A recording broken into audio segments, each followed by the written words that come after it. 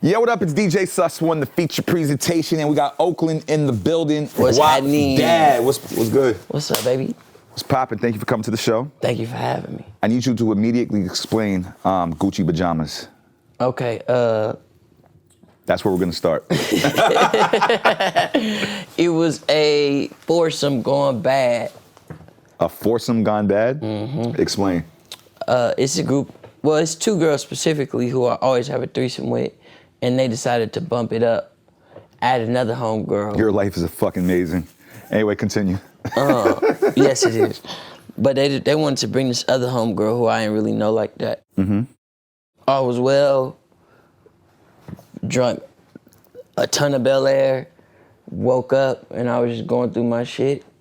It's a couple things was missing, socks, and you know, I thought, all right, well, you know, bitches like taking clothes, but I didn't know they was gonna get the Gucci's. So I wrote a song about it. So that's what this, that's crazy. Mm-hmm. Is that like a normal thing for you? Like, is that life for you? Foursomes, threesomes? Yeah. Like, that's just life. Because I live a regular, normal life. Like, I have sex with one girl at a time. Sometimes I'm just going. Could never be me. You can never be me. So what was it like? I'm sorry, I'm a jokester. What was it like growing up in Oakland, California? Let's start from the beginning. It was muddy. It was dirty. It was artistic. Mm-hmm. It was musical. It smelled good. In my house, it smelled like Filipino food. Nice. Across the street, it smelled like fried chicken, Cambodian food. It was vibrant in the summer and still cool in the winter because it's the Bay. How did you get into the music game? How'd you get into hip hop? Music run in my family, low key. Mm-hmm. Like my uncle, he was on the road with James Brown, and my auntie was like the first family musician to move to LA and like work with famous people and shit like that. Nice.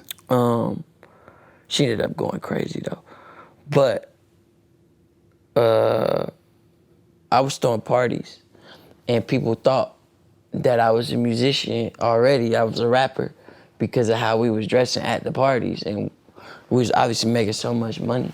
So I was like, fuck it, I'm just finna be one. Cause I was already, like, you know, you freestyle with your homies, y'all bang on the desk and shit, you know? I can relate. And I was the best one already, so I'm like, shit, I'm already kinda good, we might as well tap in. And that's how it happened. Who did you look up to? Did you look up to E40? Who did you look up to coming up that inspired your? Everybody look up to E40. He really like a more than a legend. E40 was just like a god at one point in the youth. Like he came through. He do so much for the Bay, like events, and the nigga owns a lot. He just created a lot. And for us, especially my generation that grew up that was maturing while the hyphy movement was a thing, it's like a staple. Plus like experience and nostalgia with like having gone through that, and E40 was the king of that whole thing. That made literally half the slang that we say, half the slang that people stole, and the way everybody moves. So E40 is everything. Oakland's like the home of the slang. Break down some of the lingo so the people like that you guys use in your music that people maybe across the country might not know. Well, we made the word hella. You guys did make the word hella. I didn't know, when I coming from New York, when I used to visit Oakland, I used to visit the Bay Area, I didn't know what that was. Yeah, like, and it's this, crazy because now everybody says it. I remember even back when I was in high school, this is like 2009, 2010, I would go to LA, we would skip school for a week, go fuck with some hoes in Northridge, and just stay at the dorms. And then after we would fuck a couple of times, we would just walk through the hallways and find another group of girls and then go sleep in their dorms for like a couple of days and just kind of dorm hop. And we would always get them so they know we didn't go to the school by just saying hella. Cause girls would be like, y'all saying hella, where y'all from? And we'd be like, not from out here. And that was a trick. But now it don't even work because you go to LA and they think they made up the word. Typical LA shit. I'm not gonna lie. When I first DJ'd in LA, I thought it was an LA thing till somebody put me on. Yeah, You know that's how it work outside of California. Everybody always thinks something is a LA thing, but it's usually the Bay. What other slang? Tell me some other slang that came out of Oakland. Saucy, broccoli, dog water, the term dog water for Hennessy. Oh, okay. I didn't hear that one before. Oh, you ain't never heard dog water? Nah, not dog water. I mean, we got a lot of names for Hennessy though. Dog water, swamp water, the mud man. What do you call chicks? What do you call fats? What do you call? The classic term, bops. That's what you go with bops. I mean, it's an old term, but I know they say it in Texas now. Like, but bops came from the Bay. Well, do they call the hoes vibes? No. They don't use that in Oakland. I think, did that come from here or Atlanta? I'm not sure where it started from, but I know we all use it. Yeah. They just bitches and hoes. I was gonna ask you how it is being on tour with Earth Gang, because I've been on a couple of tours and the tour life is amazing, but it seems like your life was already amazing before tour. Because you're telling me stories that people usually say, when I went on tour, I experienced the threesomes, the foursomes, but you seem like you've been living this life since high school. Yeah. So is the tour life boring for you? How's the tour life? It's cool because my life, like you said, my life is already wild orgies and shit, you know? So like, on the road, that wasn't really my focus. It was to get better, because when I first started, I just went on a run of 3 tours in a row, like back to back, only 2 free days in between. And when I first started, I was going in as an artist who's never been on a tour at all, like at all. So for me, it was a development moment. I went in to try to catch up my live performance ability to my clout. You know what I'm saying? Because everybody I'm friends with has already been on tour like 5 times. And I can't be like rapping as good or as better than niggas, and I suck when I'm on stage, you know? So that was my focus, was just getting tight. Of course the Hennessy came, of course the hoes came, but like I definitely probably do more like rock star shit off tour than on tour. Let me ask you, because we're gonna get to the serious shit, but sex sells, and I gotta just lean on this a little bit. How did you get into that lifestyle as a kid? Like in high school, that's not you do know that's not a normal high school story. Yeah, I was like early internet famous. Okay. Like a lot of New York kids, I blew up on Tumblr. Okay. Yeah, so I would. So you were like in high school celebrity, basically. Yeah, basically, and that's how I was being treated. Like, you think a bitch should tell Trey Songz no? This is why when you get wifed up, you don't introduce your girl to niggas like this. Trey Songz, Fabulous, Joe Budden. Is like a whole list of niggas that you don't introduce your girl to. If I ever have a girlfriend, you will never meet her. Well, all them niggas like married now, and I'm out of my fucking niggas bitches stage. Cause as soon as somebody fucked my bitch, I was done with that. I see. Yeah, I was done with that. That hurt me too much. I ain't ready to do that. So you believe in karma? Not all the way. Not all the way, but to a very, like, big extent, yes. I do believe that it is a limit, and I do believe that some niggas is just lucky. Some people, humans, are just lucky to avoid certain things. But I do believe in it, yeah. So look, so you were a celebrity on Tumblr. You got into the game being a promoter. Got nice. How did you link up with J. Cole's team? I was leaving Drake's Drake party, and Drake was like, yeah, we all finna go eat. And we went to a restaurant. Drake left, and I was in there with my pops, because it was around New Year's, and my dad's birthday's on New Year's. So I brought him to all the LA parties with me to just get him drunk and show him like how his son's living and shit. Just flexing on my dad, basically.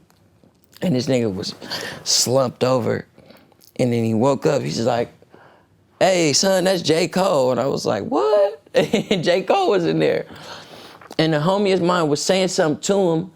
Otherwise, I would have never walked over there. Because and Cole knows this, I'm not even the biggest Cole fan. So I wasn't going to be fake. Like, oh, man, Cole, you know what I'm saying? What era did you meet Cole? Because I want to know when you say you're not a Cole fan. What Nigga, era this did was you meet at Cole? the top of last year. I met Cole right after New Year's, and then 3 days later he sent me an invite to the sessions in Atlanta. Wow.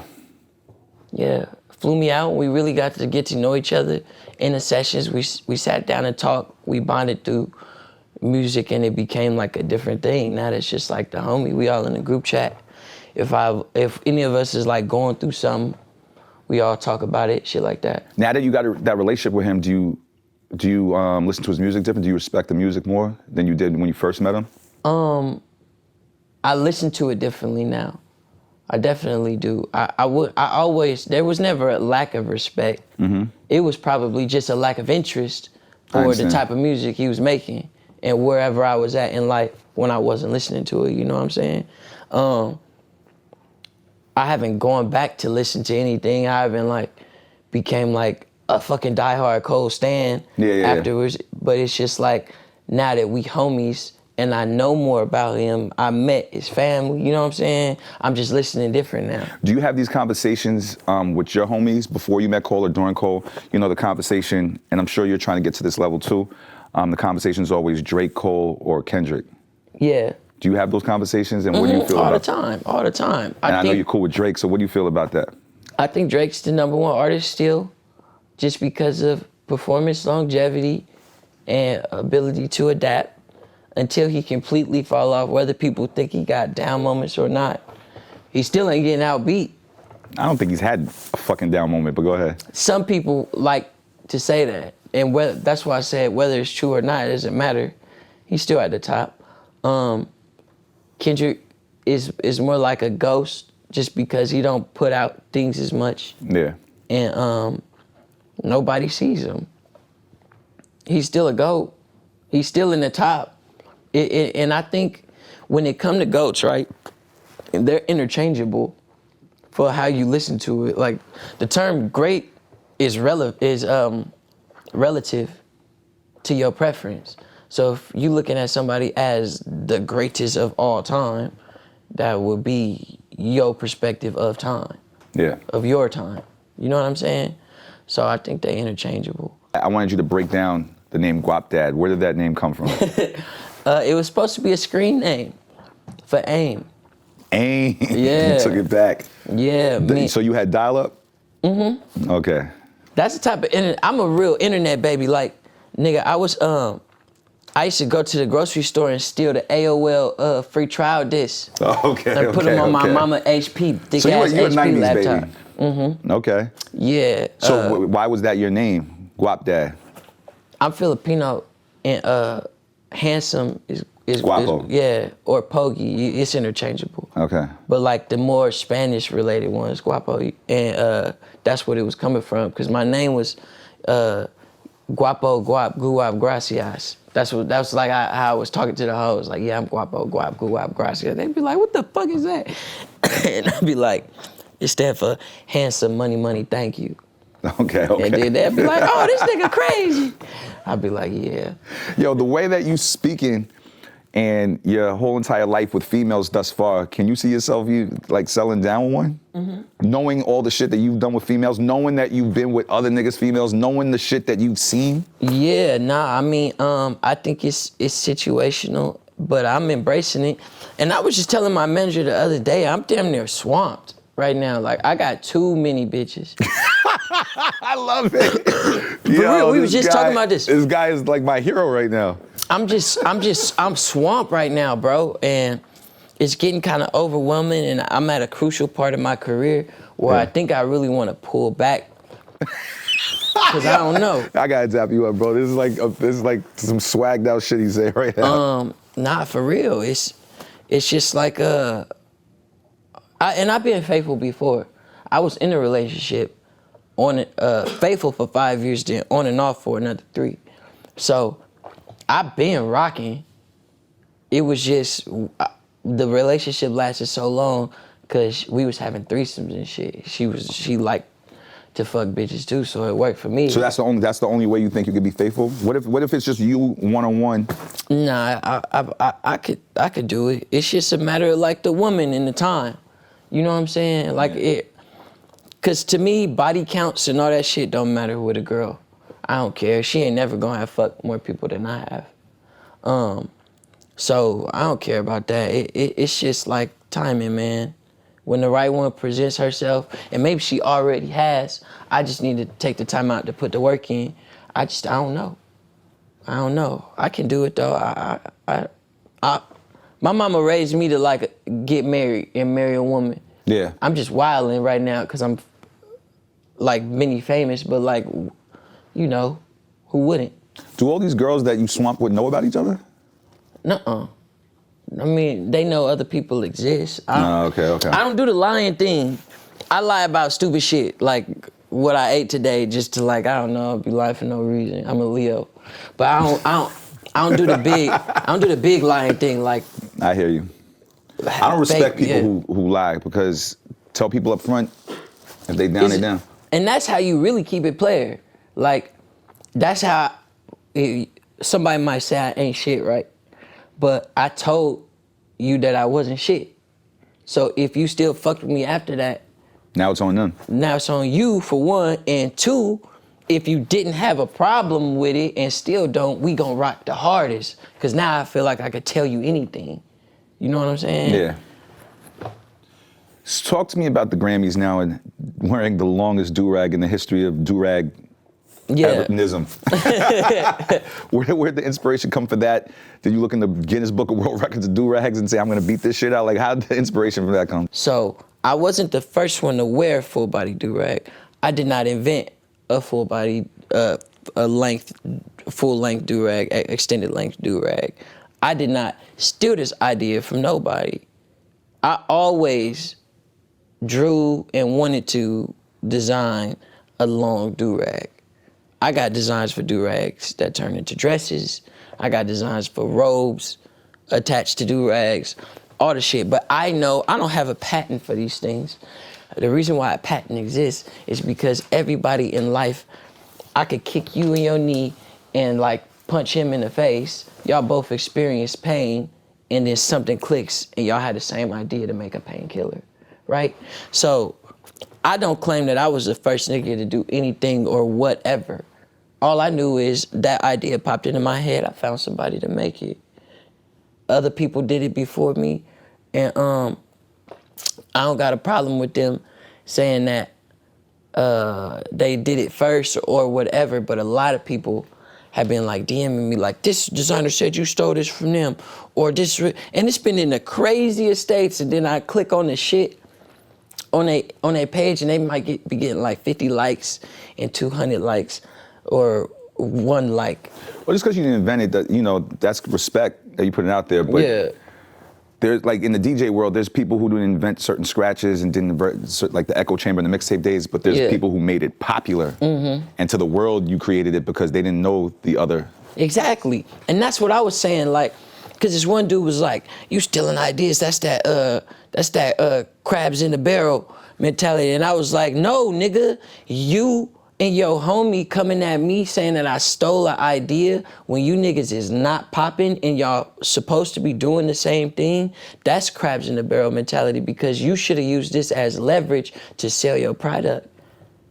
Let me ask you a question. Being famous to a certain extent from high school to now, you know, high school, it's still young, it's like a high school mentality. Did you experience like what you were just talking about, like a different type of hate from people? Yeah. Especially having all the girls and all that? I always got hated on. Like to what level though? Because I heard Oakland, it gets crazy. It was like little things, like people just said stuff growing up. I don't know. But nobody approached you, is basically what you're saying. Nah, I mean, I fought a lot. I fought a lot, but like on a general sense, it was always just a level of hate because people don't understand. I always have been against hypermasculinity. I always been open to like people doing whatever they want. You know what I'm saying? Like when I did shit, it was gay. Like when I wore Vans first, it was gay. I wore skinny jeans, it was gay. Just because niggas didn't understand it. So that's the type of hate I'm talking about. And I'm Filipino, like motherfuckers used to try to tease me and be like, oh, his grandma Chinese, they eat dog and shit like that. But like, I didn't care. Cause I'm funny too, so I wouldn't really lose in roast battles. Do some of the same people that used to try to play you or try to, whatever back then now want to work with you or try to all the time. They getting taxed for these verses. And that's back when I was fucking niggas' girlfriend. So everybody's loved one caught some pipe and Yo, I love it. The label reps is looking like yeah, I definitely had my Revenge of the Nerd story for real. Have you ever had some females that you couldn't get back then for whatever reason? I know that's for sure that happening. Now is like that's for sure happening. You know what it was when I moved to LA and motherfuckers start seeing me move around and shit. That's the thing about like living in Hollywood and even out here in Atlanta, like all the music hubs, it's easy to have access to a rich lifestyle and not be rich. But people don't know that from pictures that you post. Even if you're not even faking the funk, you could just be having a good time and post a pic, and then the motherfucker get to analyzing what's going on, and they be like, oh, he doing well. I need to go fuck with that nigga. He came up. And because I'm cool and everybody know that they can holler at me and talk to me, I was like the staple LA, I was the staple Bay Area nigga for all the bitches I grew up with to come to LA and fuck with. So every bitch that ever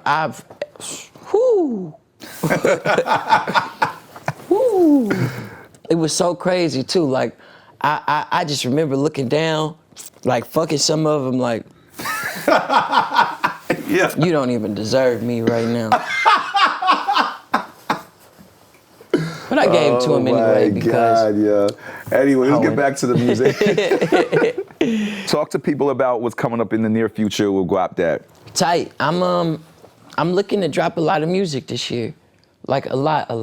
I've been in this. I just did 5 songs with Illmind yesterday. Like I'm doing like 5 songs a session. Look, I'll read to you my feature list of niggas that I gave verses already. And you gave verses? Mm-hmm. Okay. My goal is to just like send them out. Rich Brian from 88 Rising, Dom Kennedy, Ari Lennox, Zakari, All Black, Jack Harlow, David Sebastian, Ducko McFly. And that's all since the new year. You out here working, boy. Nigga, what? I actually go on tour with Jack Harlow too. Tickets are selling hella well, and I feel like this is my first tour where we got like an overwhelming amount of mutual fans. As opposed to the other tours, it was me like being introduced to other people's fan base and just like starting to build my shit out. This is the first tour where I feel like my own traction starting. It's still super early, and I'm ready to work regardless, but I'm excited for that too. I wanted to ask you about the stories of Hammer. Yeah. That's actually what I wanted to ask you about. So you want to talk about some real Oakland history? Well, hold on, because I heard some history from Oakland that, because Hammer's perception in the 90s was big pants, all that, he looked like he wasn't gangster, but then the stories start coming out that he was all the way gangster. So I just want to hear if there was any stories in Oakland being a young boy that you've heard about Hammer. Yeah, it's the same thing with me. Like motherfuckers might think because the big words and I just keep it player, you know what I'm saying? Like I got manicure and shit and niggas just don't know. Back home it's a different story. It's a different story. I just tweeted about it today, like when it ain't no such thing as an all the way square. Like it's squares, but like if you a normal dude, you probably a really hood nigga out there. I tweeted about it today, like I come from the mud. Like the mud, the same mud as MC Hammer. I'm a felon, I'm a crack grandbaby, right?